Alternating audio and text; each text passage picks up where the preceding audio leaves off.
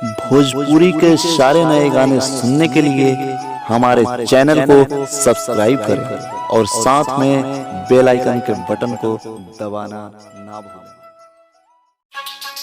DJ विकास, DJ विकास, DJ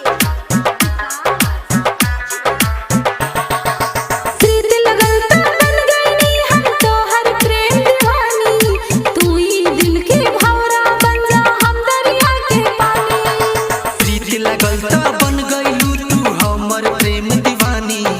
तोहरा दिल के हम भंवरा हैं तू दरिया के पानी। प्रीत लगल त बन गईनी हम तोहर प्रेम दीवानी। तू ही दिल के भंवरा बन जा हम दरिया के पानी। प्रीत लगल त बन गईलू तू हमर प्रेम दीवानी। तोहरा दिल के हम भंवरा हैं तू दरिया के पानी।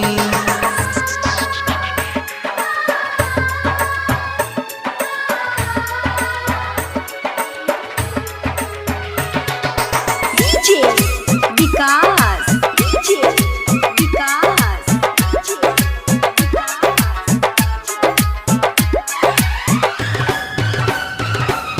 मसियार कला सीतामढ़ी, मसियार कला सीतामढ़ी। खुशी के सागर में डूबे द दिल के। दिल बा दीवाना यारा तोहरा से मिलके। मिल गइलू जान हो, दिल गइल मान हो।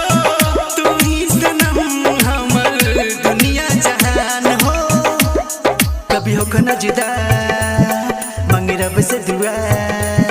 कब होखा न जुदा मांगे रब से दुआ।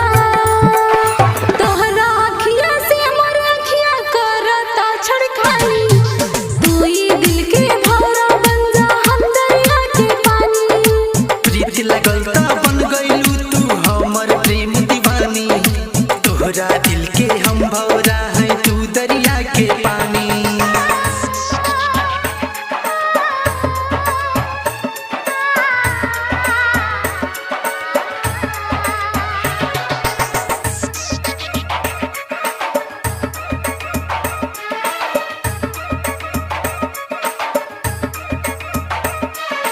डीजे विकास, डीजे विकास,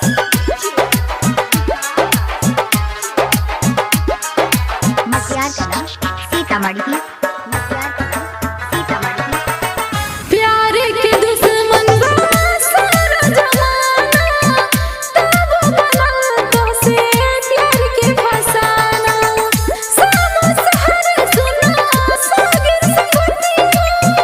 राजा सदाम के याद बतिया। अब दूर न जा दिल में छुप जा। अब दूर न जा दिल में छुप जा। जियल मुश्किल बा तोहरा बिन अब रेशमा रावानी। तोहरा दिल के हम भंवरा हैं तू दरिया के पानी।